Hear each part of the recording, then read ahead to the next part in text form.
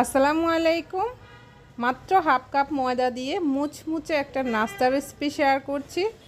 প্রথমেই একটা বাটির মধ্যে হাফ কাপ পরিমাণ ময়দা নিয়ে নিচ্ছি, পরিমাণ মতো লবণ দিচ্ছি, 2 চা চামচ পরিমাণ তেল দিয়ে দিচ্ছি। এবার নর্মাল পানি দিয়ে একটা ডো তৈরি করে নিব।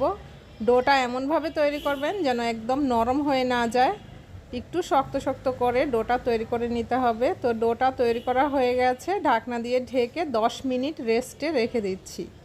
একটা বাটির মধ্যে 2 চা চামচ পরিমাণ তেল, 1 চা চামচ পরিমাণ কর্নফ্লাওয়ার নিয়ে খুব ভালোভাবে একটা মিশ্রণ তৈরি করে নিব। এই মিশ্রণটা একটা সাইডে রেখে দিচ্ছি।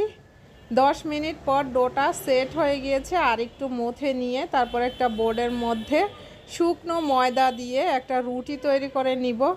রুটিটা যতটা পরিমাণ পারবেন পাতলা করে তৈরি করে নিতে হবে। তো দেখুন একদম পাতলা করে বড় সাইজের একটা রুটি তৈরি করে নিয়েছি। এখন কর্নফ্লাওয়ার তেলের মিশ্রণটা রুটিটার উপরে দিয়ে দিব, আর পুরো রুটির মধ্যে এই মিশ্রণটাকে লাগিয়ে নিচ্ছি। তারপর এক পাশ থেকে এরকম ফোল্ড করে নিচ্ছি।